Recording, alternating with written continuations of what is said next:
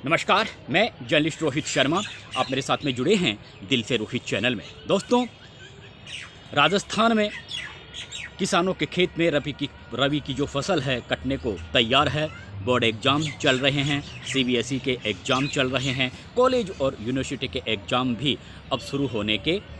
कागार पर हैं। इस बीच नरेश मीणा की जमानत याचिका को माननीय न्यायाधीश महोदय ने खारिज कर दिया है। आगे किस तरह के हालात बनेंगे, किस तरह की स्थितियां आगे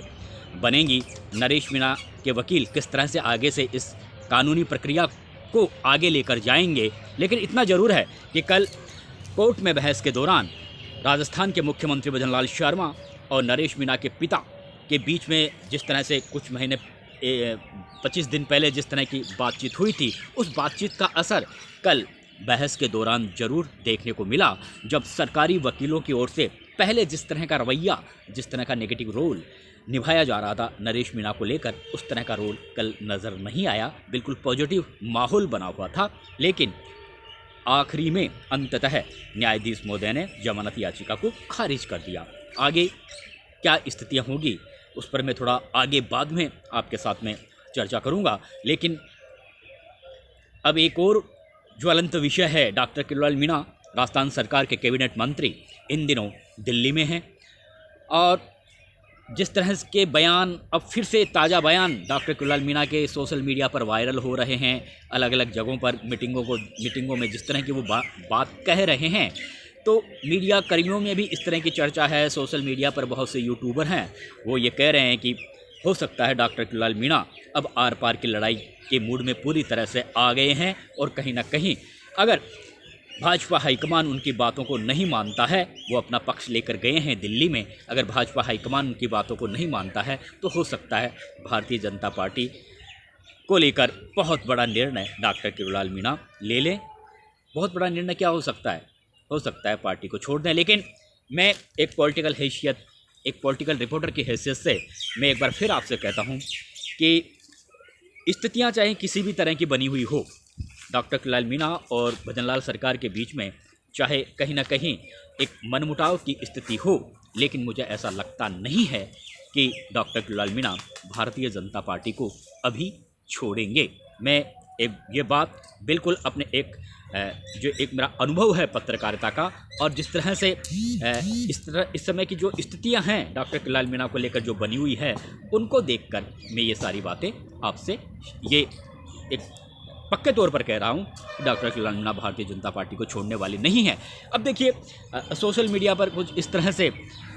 यूट्यूबर अपनी स्टोरियां चला रहे हैं कि पिछले दिनों जिस तरह से अलवर गोपालगढ़ में जो हिंसा हुई थी, और वहाँ पर एक हसन खां मेवाती के एक समारोह में जिस तरह की बातें डॉक्टर किरोड़ीलाल मीणा ने कही, डॉक्टर किरोड़ीलाल मीणा मुसलमानों को लेकर थोड़ा पॉजिटिव नज़र आए। उन्होंने जिस तरह से राजस्थान सरकार की कार्यशैली पर भी सवाल खड़े किए, जिस तरह से पुलिस रेड के दौरान पिछले दिनों मेवात इलाके में एक बच्ची की मौत हो गई थी, उस पर काफ़ी ऐतराज़ जताया। पुलिस की जो कार्यशैली है उस पर सवालिया निशान खड़ा किए, और उनका भाषण इस तरह से था जिस तरह से उनका एक जो हृदय परिवर्तन मुसलमानों को लेकर हो गया है, और पूरी तरह से वो मुसलमानों को लेकर पॉजिटिव है। तो दूसरी तरफ भारतीय जनता पार्टी इस समय हिंदू मुस्लिम की राजनीति में खुद के जो पॉलिटिकल हित को थोड़ा साधने का प्रयास कर रही है। इस तरह की बातें राजनीतिक विश्लेषक कहते रहे हैं। लेकिन जहाँ तक मेरा मानना है कि डॉक्टर किरोड़ीलाल मीणा, मुझे नहीं लगता है कि उन्होंने जिस तरह से मुसलमानों के कार्यक्रम में जिस तरह की उन्होंने बातें कही, तो वो बातें कहीं ना कहीं भारतीय जनता पार्टी में उनकी एक नाराज़गी का कारण हो, या भजनलाल सरकार से नाराज़गी की कारण की वजह से उन्होंने इस तरह की बातें कही हो, और उन्होंने एक तरीके से आर पार की लड़ाई का पूरी तरह से मन बना लिया हो। हालांकि यूट्यूबर और बहुत से सीनियर रिपोर्टर्स कुछ इस तरह की शंकाएँ, कुछ इस तरह की बातें कह रहे हैं कि इस तरह का बयान देने का आखिर मतलब क्या है। इसका मतलब तो यही है कि कहीं ना कहीं ये जो दूरियाँ हैं भजनलाल सरकार या भारतीय जनता पार्टी और डॉक्टर किरोड़ीलाल मीणा के बीच में कहीं ना कहीं ज़्यादा बढ़ गई है, और शायद इन दूरियों की वजह से ही उन्होंने एकाएक जिस तरह से भारतीय जनता पार्टी हिंदू मुस्लिम की राजनीति को ज़्यादा बढ़ावा दे रही है, और किरोड़ीलाल मीणा जिस तरह से उन्होंने मुसलमानों को लेकर एक पॉजिटिव अपना सकारात्मक रवैया बनाया हुआ है, तो जाहिर सी बात है डॉक्टर किरोड़ीलाल मीणा भाजपा से नाराज़ हैं। लेकिन ऐसा नहीं है। मैं फिर कहता हूँ आपको, डॉक्टर कुल्लाल मीणा एक ऐसे राजनेता है, उनका अब तक का जो पॉलिटिकल जो कैरियर रहा है, तो उन्हें जहाँ भी ऐसा लगता है कि इस व्यक्ति के साथ नाइंसाफ़ी हुई है, वो कोई जाति बिरादरी धर्म संप्रदाय नहीं देखते हैं। उन्हें जब ये लगता है कि यहाँ पर कुछ ना कुछ गलत हुआ है, तो वो वहाँ पर पहुँच जाते हैं, वहाँ पर उस पीड़ित व्यक्ति को इंसाफ दिलाने के लिए खड़े हो जाते हैं। इसलिए उन्हें कुछ ऐसा लगा होगा कि जो अभी पिछला जो घटनाक्रम था कि पुलिस रेड के दौरान एक मासूम बच्ची की मौत हो गई थी, तो उन्हें ऐसा लगा कि कहीं ना कहीं यहाँ पर पुलिस की जो कार्यशैली है वो कहीं ना कहीं नेगेटिव है, और वो ही बातें उन्होंने वहाँ पर कही। और उन्होंने ये भी कहा कि मुसलमानों में भी बहुत कम लोग ऐसे हैं जो हो सकता है आपराधिक गतिविधियों में हो, तो उन्हें थोड़ा अपना सही कदम आगे उन्हें उठाना चाहिए, अपने जीवन को सही दिशा पर आगे ले जाना चाहिए। लेकिन जो चंद लोगों के आधार पर पूरी मुसलमान कौम को एक तरीके से हम अगर गलत कहेंगे या अपराधी बताएंगे तो वो ठीक नहीं है। तो कुछ इस तरह की बातें उन्होंने वहाँ पर कही। तो उसके बाद में जिस तरह की पॉलिटिकल जो विश्लेषक हैं वो ये कहने लगे कि ये एकाएक हृदय परिवर्तन डॉक्टर कुल्लाल मीणा का कैसे हुआ, लेकिन मैं नहीं मानता। देखिए, डॉक्टर कुल्लाल मीणा के अब तक की जो संघर्ष की गाथा को हम देखें तो वो हर जाति और बिरादरी के लोगों के लिए लड़ते रहे हैं। शुरू में ज़रूर उन पर ऐसा आरोप लगता था कि वो सिर्फ मीणा समाज के लिए बोलते हैं, मीणा समाज की आवाज़ को ही बुलंद करते हैं, लेकिन अभी पिछले कुछ सालों का ही उनका संघर्ष देखें तो वो हर जाति और बिरादरी के लोगों को लेकर सड़कों पर हमें लड़ते हुए नज़र आए। तो अगर इसलिए उन्हें जब उन्होंने मुसलमानों को लेकर अगर ऐसी कोई बात कही है तो मुझे नहीं लगता कि उन्होंने एक जो नाराज़गी का भाव है राजस्थान सरकार या भारतीय जनता पार्टी के बीच और उनके बीच में, तो उसके फलस्वरूप उन्होंने इस तरह की बातें कही है और वो पार्टी छोड़ने जा रहे हैं, मुझे ऐसा नहीं लगता। देखिए, ये बात ज़रूर है कि जो विभाग उन्हें दिया हुआ है, राजस्थान सरकार के कैबिनेट मंत्री है, पिछले 9-10 महीने से जो उनका इस्तीफा मुख्यमंत्री भजन लाल शर्मा की टेबल पर पड़ा हुआ है, मंजूर नहीं हुआ है। राजस्थान सरकार के वर्तमान में कैबिनेट मंत्री है, कृषि विभाग और कुछ अन्य विभाग देख रहे हैं, लेकिन ये भी सत्य है कि वो अपने डिपार्टमेंट से खुश नहीं है, इसमें कोई दो राय नहीं है। ये मैं बिल्कुल सत्यता के साथ कहता हूँ कि उन्हें जो डिपार्टमेंट दिया है उसमें उनकी बिल्कुल भी दिलचस्पी नहीं है, बल्कि दिलचस्पी रखनी चाहिए। किसानों के वो एक तरीके से नेता माने जाते हैं और एक अच्छा पुण्य कमाने का काम, किसानों की भलाई का काम करने का एक अच्छा अवसर उनके हाथ लगा है। लेकिन उन्हें ऐसा लगता है कि उन्होंने जो संघर्ष किया था गहलोत सरकार के खिलाफ, उस संघर्ष की तुलना में जो उनके जूनियर जो नेता है उन्हें अच्छे विभाग दे दिए गए और उन्हें एक तरीके से एक फॉर्मेलिटी के तौर पर कृषि डिपार्टमेंट दिया गया। तो शायद उन्हें ऐसा लगता नहीं है कि सम्मान जो उनका कद है और जो उन्होंने संघर्ष किया उसके हिसाब से उन्हें विभाग मिला नहीं, इसलिए ये बात तय है कि वो विभाग से नाराज़ हो और शायद इसी वजह से विभाग की मीटिंगें नहीं ले रहे हैं और बराबर जो एक तरीके से एक मंत्री अपने विभागों के बराबर बैठ के लेता रहता है, अधिकारी से बातचीत करता रहता है, अपने अनुभव साझा करता रहता है। बजट के दौरान भी ये सारी चीज़ें वो उनकी तरफ से हो नहीं रही है। बंगला उनके पास नहीं है, सरकारी गाड़ी उनके पास नहीं है, हैं जरूर वो कैबिनेट मंत्री, लेकिन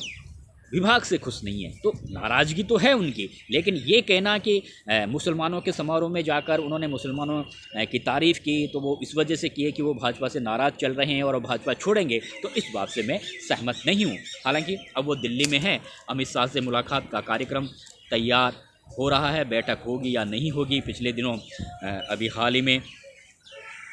राजस्थान भाजपा के प्रदेश अध्यक्ष मदन राठौड़ ने प्रधानमंत्री नरेंद्र मोदी से भी बातचीत की थी। निश्चित रूप से राजस्थान के राजनीतिक मुद्दों पर बात हुई होगी, सरकार कैसा काम कर रही है, संगठन क्या सोचता है भजन लाल सरकार के बारे में, ये सारी चीज़ें उन्होंने बताई होगी। लेकिन जहाँ तक डॉक्टर कुल्लाल मीणा का सवाल है, मुझे नहीं लगता कि वो भारतीय जनता पार्टी को इस समय छोड़ेंगे। अब मैं एक नरेश मीणा पर थोड़ा और आपसे बातचीत कर लेता हूँ। दोस्तों, अभी